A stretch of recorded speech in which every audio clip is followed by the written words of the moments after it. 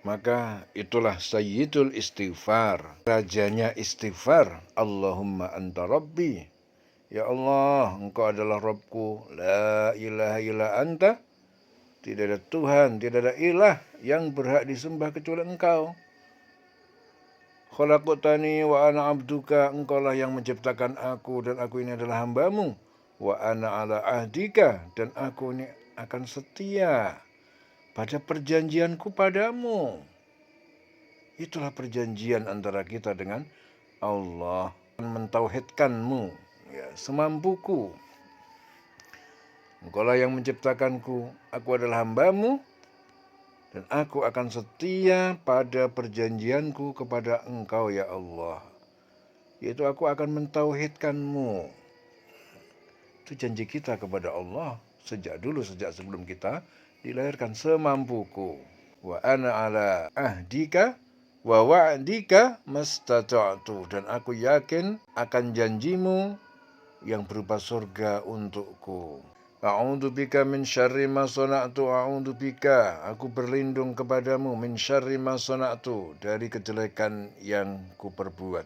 Abu'u laka, aku mengakui, bi ni'matika, dengan nikmatmu, alayya, kepadaku, wa abu'u bidzambi, dan aku ini mengakui dosaku ya Allah, faghfirli, maka ampunilah aku, fa innahu, sesungguhnya tidak ada la yaghfiru dzunuba, yang bisa mengampuni dosa, illa anta, kecuali engkau. Jadi sebelum dunia ini ada, sebelum jasad kita ini terbentuk, seluruh roh manusia itu pernah dikumpulkan di hadapan Allah. Pada saat itu Allah bertanya, alastu birabbikum, bukankah aku ini Tuhanmu? Dan semua roh itu menjawab, bala syahidina, betul, kami ini bersaksi ya Allah, engkau adalah Tuhan kami.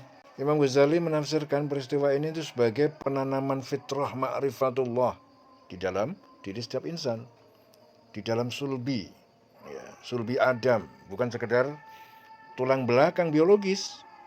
Jadi Allah itu menitipkan cahaya pengenalan kepadanya.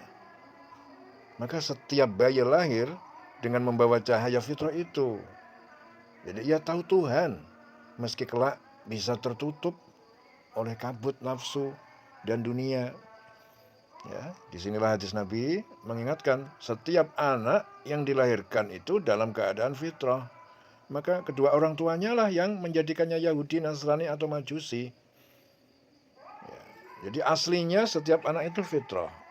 Disinilah peran orang tua. Orang tua memberikan pengaruh sejak lahir kepada anaknya. Mau dibikin apa anaknya itu? Mau dibikin Yahudi, Nasrani, atau Majusi? Artinya pengaruh orang tua itu sangat besar terhadap anaknya. Jangan berharap punya anak baik tapi sementara kelakuan orang tuanya berbalik dari apa yang diinginkan.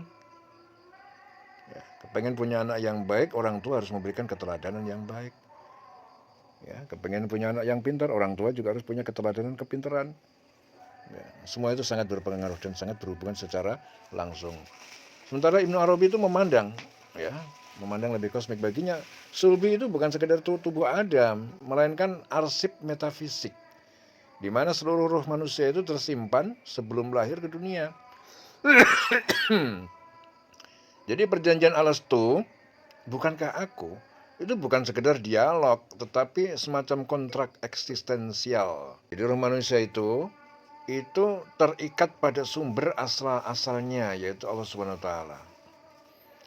Jadi dunia itu hanyalah panggung sementara, tempat kita membuktikan janji-janji itu.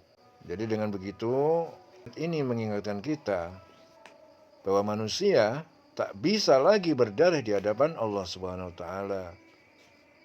Ya, kita pernah bersaksi, pernah berjanji, bahkan sebelum lahir ke dunia. Fitrah itu ada, tersimpan, ya, di ruang yang terdalam jiwa kita.